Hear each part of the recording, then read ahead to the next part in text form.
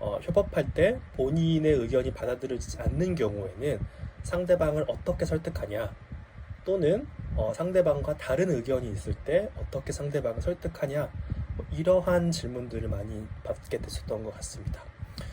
반면에 대기업 면접에서 같은 경우에는 조직의 가치나 뭐 핵심 행동 기준에 따라서 공식적으로 그 면접자의 인성을 판단하는 질문을 많이 받게 됐었습니다.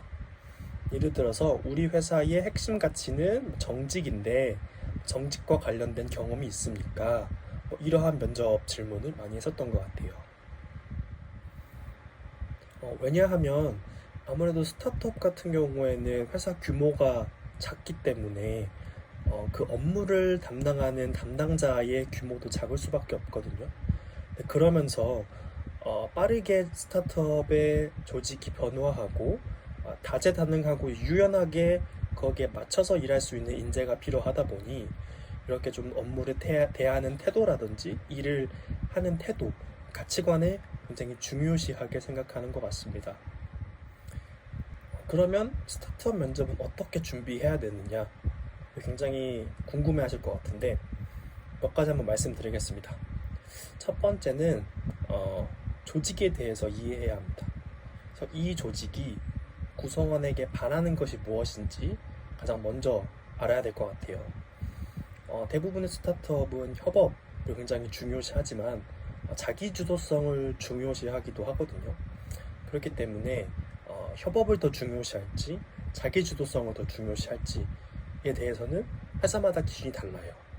그래서 이 회사는 좀 더 협업, 다른 사람과 같이 해야 되는 부분에 대해서 좀 더 강조한다 라고 한다면 본인이 혼자서 성과를 냈었던 경험보다는 조직으로서 큰 성과를 내지는 못했었더라도 다른 사람을 지원하고 같이 협업할 수 있었던 경험에 대해서 이야기하는 것이 좋고, 어떤 다른 회사에서는 성과 위주 그리고 자기 주도성이 중요하게 생각되는 회사다 라고 하는 경우에는 본인이 혼자서 어려운 환경에서도 문제를 해결했었던 방식, 해결했었던 경험들을 이야기해 주는 것이 더 좋습니다.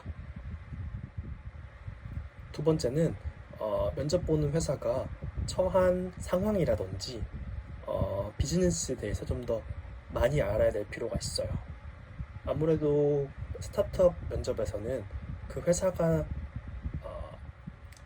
아무래도 스타트업에서는 실제 진행되고 있는 문제라든지 실제 진행 중인 프로젝트에 대해서 질문을 하는 경우가 많기 때문에 이런 부분을 좀 더 저희가 알고 들어갔을 때는 더 심도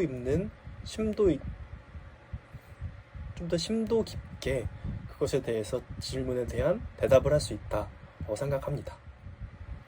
오늘 영상에서는 스타트업과 대기업 면접의 구조와 접근 방식이 어떻게 다른지에 대해서 이야기해 보았습니다. 여기에는 정답이 없다고 생각해요. 자신의 성향이나 커리어 방향에 따라서 맞는 면접 전략을 세우는 것, 이게 진짜 핵심이라고 저는 생각합니다.